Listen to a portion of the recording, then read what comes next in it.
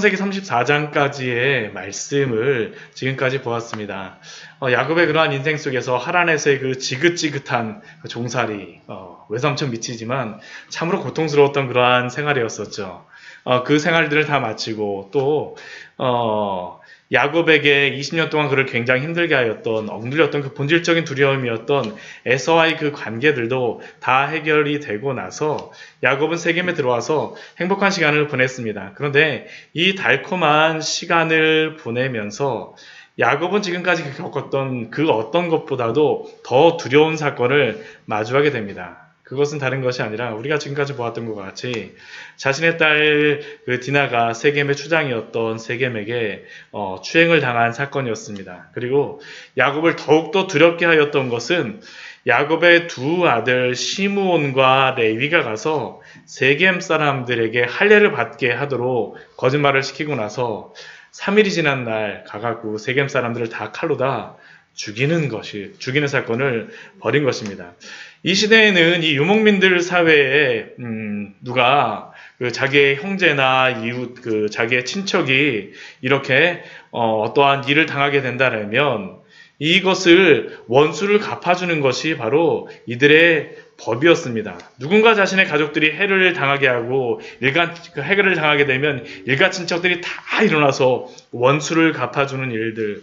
그래서 지금도 이스라엘에 가면요, 그 팔레스타인 지역에 가갖고 가끔씩 이렇게 뭐 좋은 것은 아닌데 이렇게 그 소매치기 같은 것들을 당하잖아요. 그러면 그 소매치기를 당하는 그러한 거를 도둑이다 해갖고 막 잡아가서 막 뒤따라가는데 그 동네에서 그 사람을 잡으러 가잖아요. 그러면 잡을 수가 없습니다. 왜냐하면 서로가 서로를 막 도와주느라고 이게 잘 안 된다 그래요. 이게 유목민들은 자기의 가족을 이렇게 안 좋은 일이라 할지라도 이렇게 서로 보호해 주는데 하물며 어떠한 해를 당하였다라고 하게 되면, 지금도 그런 일들이 있는데 해를 당하였다라면 그냥 가만히 있지를 않죠. 지금 야곱의 두 아들들 시므온과 레위가 이렇게 가서 세겜 사람들을 다 해하였고, 특히 세겜과 하물 같은 경우에는 이게 왕족이었다라고도 생각을 합니다. 히타이트족의 그런 왕족의 그 일부였을 거라고도 생각을 하는데, 그러한 사람을 이렇게 죽여놨으니까 어떻게 되는 겁니까? 그 주변의 모든 그 아는 사람들이 다 일어나서 야곱과 그의 아들들, 그의 가족들을 죽이는 것은, 그들이 목숨을 잃는 것은 정말 당연한 일입니다. 당연한 일. 그러니까 지난주에 저희가 보았던 것 같이 야곱이 그 두 아들들에 대하여서 말하는 것이 무엇이었습니까? 너가 가나안 사람과 브리스 족속에게 악취를 내게 하였구나. 나는 수가 적은데 그들이 모여서 다 나를 치고 죽이는데 그러면 우리가 어떻게 할까라는 게 바로 야곱의 그러한 걱정이었습니다. 근데 야곱이 이렇게 자신과 자신의 가정이 모두 목숨을 잃는 것을 두려워하고 있지만 야곱이 더욱 신경 써야 될 것이 있었습니다. 그것은 바로 비록 야곱과 그의 가족이 그냥 가만히 있어서 이 일을 지나간다 할지라도, 목숨을 잃지 않고 지나간다 할지라도 세겜에서 그 디나를 세겜의 아내로 주고 또 세겜에 있는 그 성읍 사람들의 딸들을 자신의 아들들의 아내로 삼는다면 이것이 바로 야곱의 가족의 진정한 문제라는 것이죠. 왜냐하면 하나님을 섬기는 그러한 백성으로, 이스라엘이라는 그러한 이름으로 그 가족을 세워주셨었는데 야곱의 가족은 그냥 세겜에 정착하여서 자연스럽게 그냥 묻어서 가라다 보면 이것이 살아있을지 모르지만 하나님의 백성으로서의 그러한 정체성은 완전히 다 잃어버리게 되지 않겠습니까? 이게 지금 야곱의 가족에게 있는 진정한 문제였죠. 이렇게도 못하고 저렇게도 못하는 이러한 상황. 지금은 벌써 그 시므온과 레위가 다 죽였기 때문에 지금 이러한 상황 속에서 어떻게 할까? 야곱에게는 굉장히 두려움과 걱정스러운 상황이었습니다. 그런데 이러한 상황 속에서 하나님께서 말씀하시는 것이 무엇입니까? 오늘 말씀에서 야곱에게 말씀하시죠. 오늘 말씀을 보게 되면 1절 말씀을 보게 되면 하나님께서는 야곱에게 다른 말씀을 하시지 않습니다. 야곱에게 이르시되 일어나 베델로 올라가라 라고 말씀하세요. 일어나 베델로 올라가라. 근데 야곱의 인생을 보게 되면 항상 야곱이 어려움에 빠질 때마다 하나님이 그 주변의 사람을 통하여서건 아니면 하나님이 직접 말씀하신 것 간에 야곱에게 일어나라고 말씀하세요. 일어나서 가라고 말씀하십니다. 우리 창세기 28장, 우리 27장 말씀을 보게 되면, 앞에 27장 말씀을 보게 되면 야곱이 자신의 어머니였던 리브가가 그 야곱에게 말하죠. 그 아버지하고 형을 다 속이고 나서 형이 죽인다라는 이야기를 하니까 27장 43절 말씀에서 리브가가 야곱에게 이렇게 말합니다. 우리 같이 한번 읽어볼까요? 내 아들아 내 말을 따라 일어나 하란으로 가서 내 오라비 라반에게로 피신하여 내 말을 따라서 일어나 하란으로 가라는 겁니다. 하란으로 가라. 지금 이 위기를 피하라는 거지. 일어나서 빨리 가라. 이것뿐만이 아니라 그 뒤에 말씀에도 보게 되면 이삭도 야곱에게 그렇게 말합니다. 28장 2절 말씀을 보게 되면 일어나 밧단아람으로 가서 일어나라는 것이죠. 일어나는 것이죠. 거기에 그냥 있는 것이 아니라 일어나라는 것입니다. 일어나 올라가라는 것입니다. 이것뿐만이 아닙니다. 우리 창세기 31장 말씀을 보아도 하나님께서는 그 하란에서 어떻게 해야 될지 모르는 야곱에게 말씀하셨던 것이 바로 이 말씀이었습니다. 31장 13절 말씀을 보게 되면 하나님이 야곱에게 말씀하셨던 것을 그 아내들에게 말하죠. 우리 33장 말씀 같이 한번 읽어볼까요? 나는 베델의 하나님이라 내가 거기서 기둥에 기름을 붓고 거기서 내게 서원하였으니 지금 일어나 이곳을 떠나서 내 출생지로 돌아가라 하셨느니라. 하나님께서는 항상 야곱에게 위험에 빠졌을 때 일어나라고 말씀하세요. 그 주변의 사람을 통하여서건 하나님께서 직접 말씀하시건 일어나라고 말씀하십니다. 왜냐하면 야곱의 문제는 세상에 빠져서 함몰되어져서 일어난 문제이기 때문입니다. 지금도 세겜의 그러한 상황 속에 함몰되어져 있지 않습니까?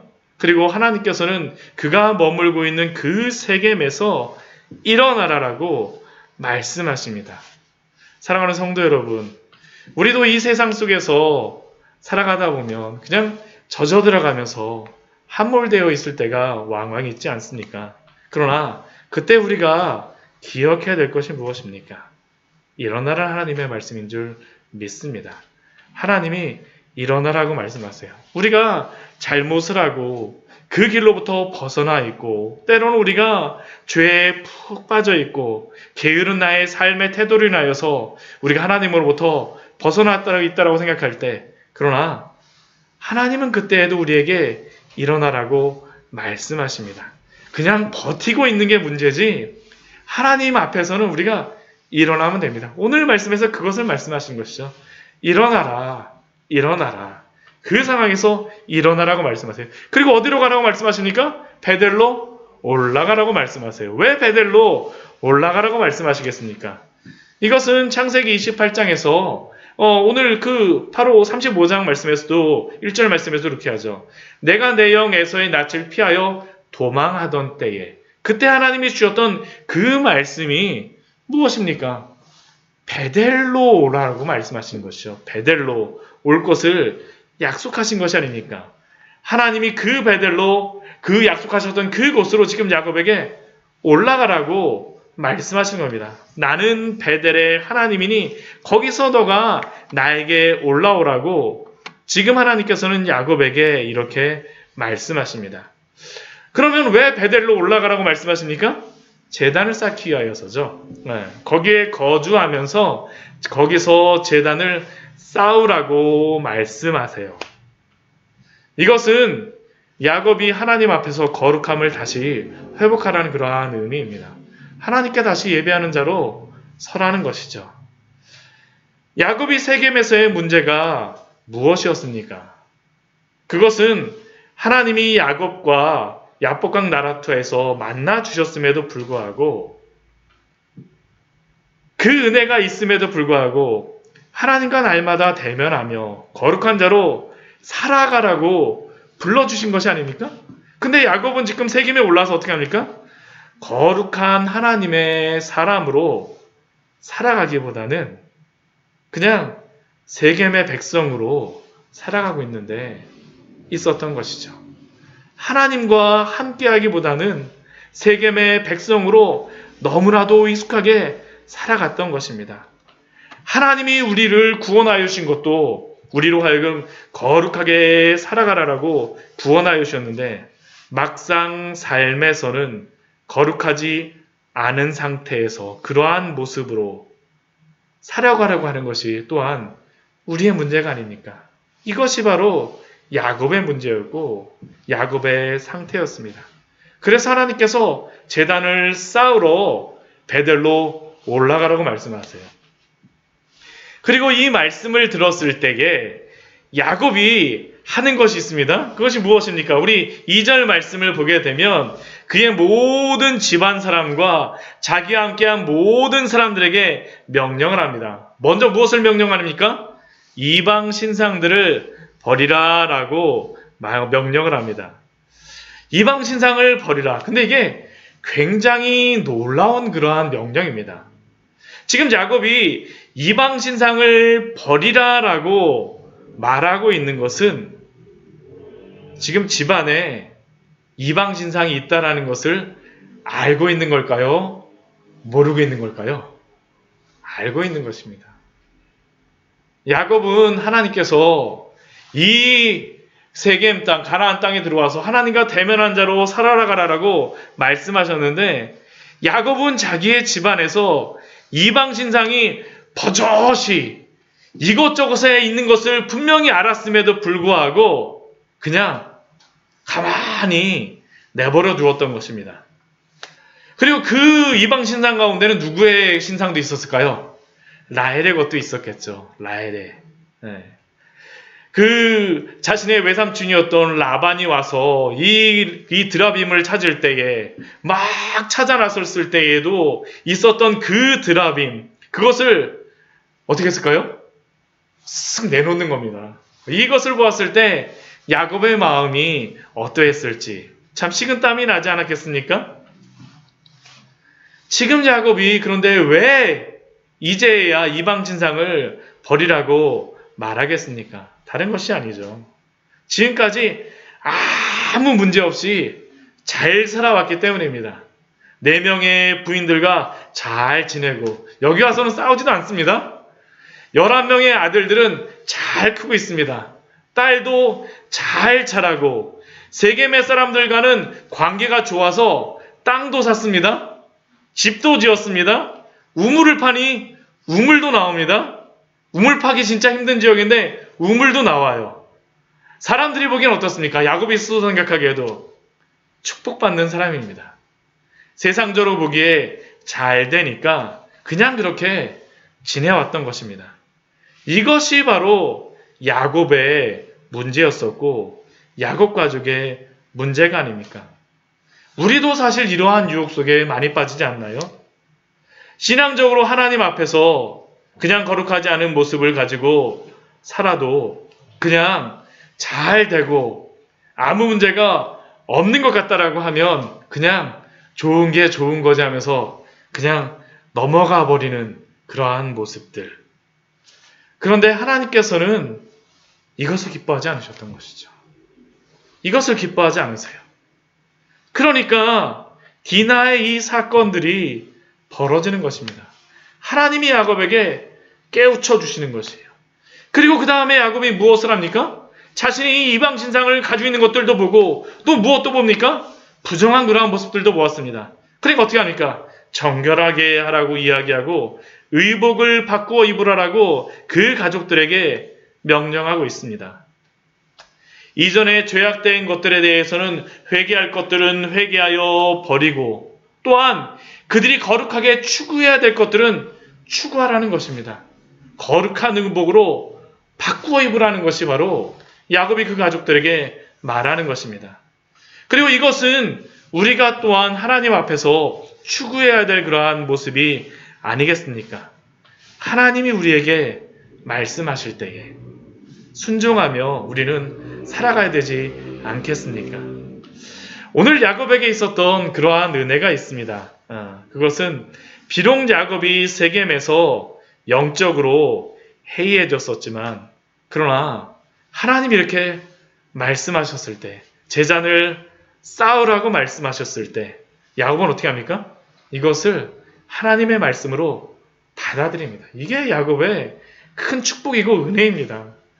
하나님이 제단을 쌓으라 라고 말씀하시니까 그 가정 안에 있었던 이방 신사님들과 또한 정결하게 하지 못했던 그러한 것들과 의복, 그 부정한 그러한 자신들의 삶의 그러한 거룩하지 못한 그러한 모든 모습들에 대하여서 다 깨닫게 되는 것입니다. 하나님이 말씀하여 주셨을 때에 그 말씀을 피상적인 말씀, 생명이 없는 그 죽은 말씀으로 대한다면 야곱이 그럴 수가 없었겠죠. 그러나 야곱이 지금은 그 말씀을 무엇으로 받아들이는 겁니까? 살아계신 하나님의 말씀으로 받아들이고 있기 때문에 이 말씀 앞에 야곱은 굴복하는 것입니다. 굴복하는 것이죠. 우리도 바로 이러한 모습이 필요하지 않겠습니까? 하나님이 우리에게 말씀하여 주실 때 상투적이며 피상적인 태도로 말씀을 대하는 것이 아니라 살아계신 하나님의 말씀으로 받아 거룩한 삶을 살아가야 될 줄 믿습니다. 이게 바로 야곱에게 있었던 큰 은혜입니다. 이게 바로 야곱의 야곱에게 있었던 은혜이죠.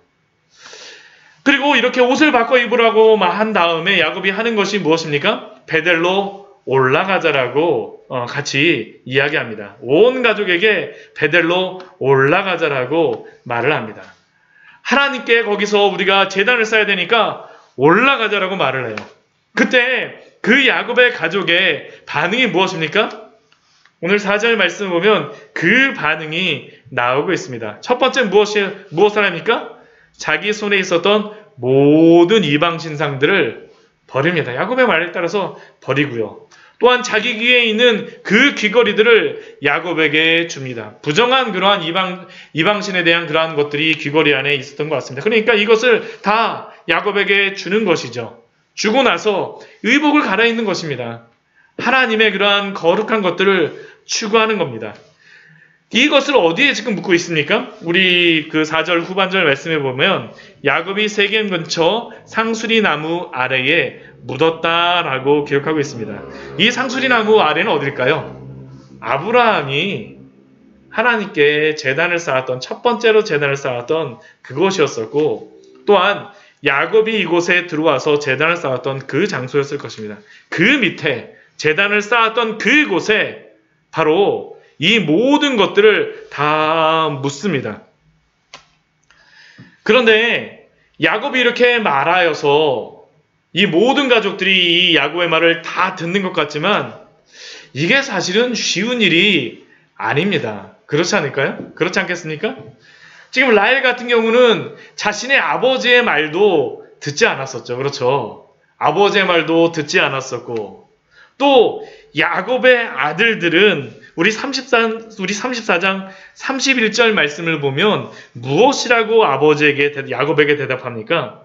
그들이 이르되 그가 우리 누이를 창녀같이 대우함이 옳으니까 라고 지금 바로 방금 전까지 반항하며 대답하였던 것이 바로 야곱의 가족의 모습이었죠.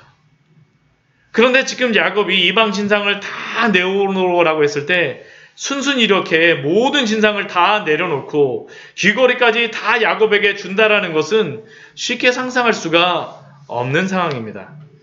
그렇다면 도대체 어떻게 이러한 일이 일어나게 되어졌을까요?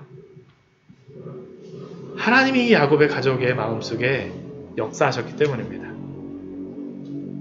하나님께서 야곱과 야곱의 가족의 마음을 각성케 하시고 하나님 앞에 돌아오게 하신 겁니다. 회개케 하신 것이죠. 사실 이렇게 야곱의 가정 안에 이런 일이 있기 위해서 먼저 있었던 것이 무엇입니까? 야곱이 먼저 하나님의 말씀 앞에 겸비하여지고 겸손해지는 일이 있습니다. 아까 우리가 보았던 것과 같이 하나님의 그 말씀에 대해서 야곱이 어떻게 합니까? 반응하는 것이죠. 반응하게 됩니다. 그리고 하나님 앞에 겸비하고 회개한 야곱이 그 다음에 누구에게 말을 합니까? 야곱의 가족들에게 이러한 하나님의 말씀을 전하게 되자 하나님께서 야곱을 사용하셔서 야곱의 가족으로 하여금 하나님 앞에 굴복해 하신 겁니다. 굴복해 하신 것이죠. 하나님이 겸비케 하시고 낮추신 것입니다. 오직 하나님만이 하실 수 있는 일이죠. 그런데 우리가 이것을 하나님만이 하실 수 있다고 해서 우리가 할 것이 아무것도 없다라고 생각하면 안 됩니다. 여기서 중요한 또 한 가지의 것이 무엇이냐면 방금 전에 제가 말씀드린 것과 같이 하나님을 만났던 야곱이 하나님의 말씀에 울림판이 된다는 겁니다. 야곱을 통해서 이 말이 나가고 있어요. 하나님의 그 은혜를 받았던 그 은혜를 야곱을 통해서 그 가족에게 어떻게 됩니까? 퍼져가고 있는 겁니다. 퍼져가고 있는 것이에요. 우리가 복음을 전할 때 이것이 너무나도 중요하죠. 하나님께서 어떻게 복음을 하나님이 주신 그 복음을 전파하시겠습니까? 다른 것이 아닙니다. 하나님의 그 복음으로 인하여서 변화된 그 성도, 그 입술을 사용하심으로 말미암아 그를 하나님의 복음의 울림판으로 사용하심으로 말미암아 하나님을 믿지 않았던 그 사람들에게 하나님의 복음을 알게 하시고 깨닫게 하십니다. 그렇다면 우리의 마음속에 어떠한 소원함들이 있어야 되겠습니까? 하나님이 우리를 바로 이러한 복음의 통로로, 복음의 울림판으로 사용하시길 우리가 소망해야 되지 않겠습니까? 바로 이러한 사람들이 우리 이 시대에 필요하지 않습니까? 우리가 바로 그러한 사람이 되기 위하여서 소원해야 되지 않겠습니까? 그래서 우리가 먼저 하나님의 은혜를 사모해야 합니다. 우리가 먼저 하나님의 은혜를 사모해야 돼요. 우리가 하나님의 은혜를 사모하고, 우리 교회가 먼저 하나님의 은혜를 사모하고, 우리가 먼저 하나님 앞에 회개하고, 우리 교회가 먼저 하나님 앞에 회개해야 합니다. 왜냐하면 하나님께서는 이렇게 하나님 앞에 먼저 겸비하여지고 하나님의 은혜를 사모하며 하나님께 회개하며 나아가는 그 영혼들을 사용하셔서 하나님은 하나님의 일을 이루시기 때문입니다. 아무에게나 하나님의 말씀을 전하시지 않게 하죠. 하나님의 그 은혜를 안 사람들만이 하나님의 은혜를 나눌 수가 있는 것입니다. 그래서 우리가 사모해야 됩니다. 하나님의 말씀을 사모해야 됩니다. 왜요? 우리를 통하여서도 하나님이 그 놀라운 일들을 행하시기를 원하시기 때문인 줄 믿습니다. 우리가 바로 하나님이 사용하시는 그 사람, 하나님 앞에 겸비해야 될 그 사람입니다. 그리고 하나님 앞에 이렇게 겸비하게 야곱이 나아갔을 때 그 가족이 어떻게 됩니까? 모두 다 하나님 앞에 굴복하게 되는 것이죠.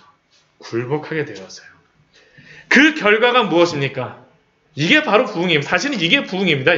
이게 부흥입니다. 하나님 앞에 겸비한 한 사람을 통하여서 그 주변의 사람들이 어떻게 됩니까? 다 같이 굴복하게 되어집니다. 그 굴복하게 된 사람들을 그 주변의 사람들이 어떻게 될까요? 다 보게 됩니다. 함께 하나님을 두려워함이 일어나요. 오늘 말씀에서 바로 그것이 일어납니다. 우리 5절 말씀 우리 같이 한번 읽어보도록 할까요? 5절 말씀 같이 한번 읽어보도록 하겠습니다. 그들이 떠났으나 하나님이 그 사명 고울들로 크게 두려워하게 하셨으므로 야곱의 아들들을 추격하는 자가 없었더라. 아까 처음에 야곱이 그렇게 두려워할 수밖에 없는 상황입니다. 지금 해봤자 야곱의 주변에 몇 명이나 있겠습니까? 4, 50명, 많아야지 100명 정도일 텐데 이 성읍 주변의 사람들은 몇천 명이 되지 않겠습니까? 그 사람들이 다 온다라 해보십시오. 아무리 훌륭한 전사라 할지라도 당할 수가 없습니다. 그런데 오늘 말씀 보면 어떻게 돼요? 그들이 떠났으나 지금 그들이 떠나는 상태는 어떤 겁니까? 하나님만을 의지하고 하나님 앞에 회개하고 하나님 앞에 갱신되어져서 하나님 앞에 하나님의 말씀을 떠날 때에 그 주변의 사람들은 어떻게 됩니까? 다 두려움에 떨게 되어지죠. 다 두려움에 떨게 됩니다. 하나님의 영광을 보게 되어지는 것입니다. 야곱과 그의 가족들이 세상에 어떠한 방법을 찾아서 자신들이 이렇게 보호하는 것이 아니라 하나님이 방어해 주시고 하나님이 보호해 주시고 하나님이 그 주변의 사람들로 하여금 두렵게 하심으로 추격하지 못하게 하십니다. 우리는 이 말씀을 통하여서 놀라운 한 가지 원리를 발견할 수 있습니다. 그것은 그리스도인들이 하나님을 의지하여서 거룩하게 준비될 때 이 세상도 하나님의 백성을 두려워한다라는 것입니다. 실제 그렇지 않습니까? 우리가 정말로 하나님 앞에서 바르게 서 있게 되면 세상 사람들이 함부로 못합니다. 정말로 함부로 하지 못해요. 함부로 하지 못합니다.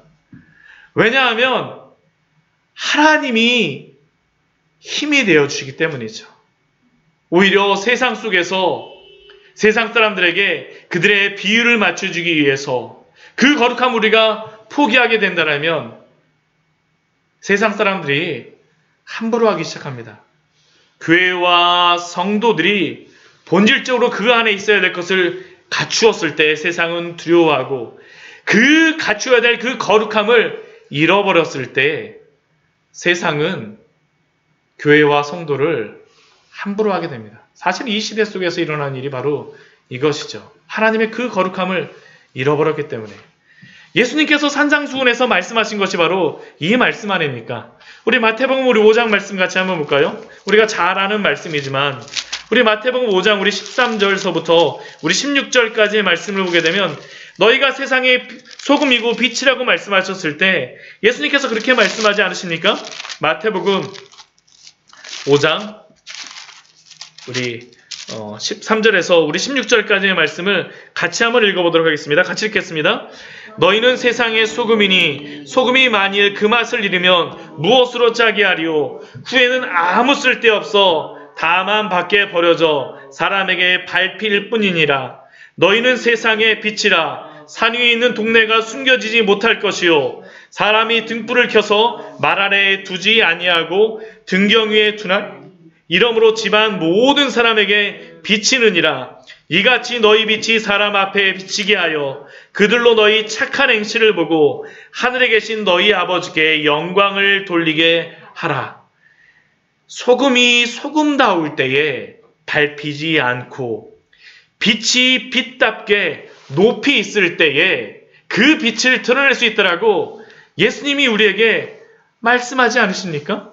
즉 성도들이 세상 속에서 성도로서 본래의 짠맛을 내고 본래 그 빛을 비추게 되면 세상도 성도와 교회를 함부로 하지 못함을 우리에게 알려주시는 것입니다. 저는 코로나로 인하여서 이렇게 고통받는 이 시대 속에서 요즘에 그 신천지와 또 동성애의 동성애자들이 코로나가 발생하였다라는 그러한 이야기를 들을 때 우리에게 하여 주시는 그 말씀이 크다라고 생각됩니다. 제가 그렇다 해갖고 지금 신천지와 또 이 동성애를 행하였던 그 사람들이 하나님의 심판을 당장 받아서 뭐 해야 된다라고 말씀드리는 것이 아닙니다. 그냥 단순히 그들이 심판을 받아야만 된다라고 하고 우리는 넘어가면 안 됩니다. 왜냐하면 하나님께서 그냥 이것을 단순히 징계와 심판의 목적으로 내리셨더라고만 하면 그리스도인들은 코로나에 걸리면 안 됩니다. 그렇죠? 근데 그리스도인들도 코로나에 걸리고요. 교회도 사실은 이 코로나로 인하여서 많은 고난을 겪지 않았습니까? 그러나 저는 이 코로나를 통하여서 다른 무엇보다도 교회와 성도가 오늘 말씀과 같이 복음의 울림판이 되는 것이 필요하다고 생각을 합니다. 우리가 이러한 때에 더욱 하나님의 은혜를 사모하고 엄밀히 우리가 곰곰이 생각해 보게 되면 이렇게 신천지가 발흥을 하고 동성애가 전 세계 곳곳에서 일어나고 있는 그러한 이유를 잘 생각해 보면 그리스도인들이 복음의 울림판으로서 그 소금과 빛으로서의 역할을 충실하게 못하였음을 우리는 부인할 수가 없기 때문입니다.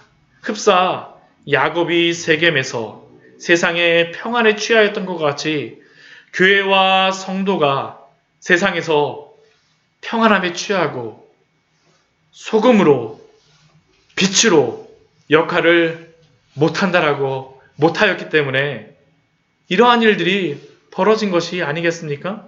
그렇기에 성도와 교회는 먼저 우리가 하나님의 그 놀라운 은혜와 부흥을 사모해야 될 줄 믿습니다. 또한 우리가 먼저 하나님 앞에 회개해야 합니다. 그리고 이 시대의 죄를 향하여서 나의 죄로 여기고 우리가 회개하고 거룩함의 삶을 살아가야 될 줄 믿습니다. 우리가 이렇게 교회와 성도가 먼저 각성하고 거룩함을 회복하게 될 때 저는 자연스럽게 따라오리라고 생각을 해요. 세상도 사람들도. 그냥 단순히 신천지에 속한 사람들과 동성애 그에 속한 사람들 뿐이겠습니까? 이 세상 속에서 하나님을 몰랐던 사람들이 하나님을 두려워하게 되고 그들이 떠났으나 하나님이 그 사명골들로 크게 두려워하게 하신 것과 같이 우리가 하나님 앞에 먼저 각성하고 회개하고 거룩함을 회복하게 될 때 이 세상에서는 하나님을 두려워하게 하는 일들이 일어날 줄 믿습니다. 바로 이것이 우리가 하나님 앞에서 준비해야 될 것이겠죠. 하나님께서는 이것을 야곱의 가족들에게 보여주셨고 또 우리에게 원하시지 않겠습니까? 말씀을 정리하도록 하겠습니다. 저는 오늘도 우리에게 하나님이 올라가라고 말씀하신다고 생각을 합니다. 베델로 올라가라. 우리가 그냥 잘 되기 위해서 올라가는 것이 아니라요. 하나님의 영광을 위하여서 하나님의 약속이 있는 곳이기 때문에 우리가 그 하나님의 은혜를 사모하며 거룩한 삶으로 나아가는 우리 귀한 성도님들 되시기를 축원합니다. 같이 기도하도록 하겠습니다. 우리 잠시 같이 기도하도록 할까요? 우리 말씀 생각하면서 우리 같이 기도했으면 좋겠습니다.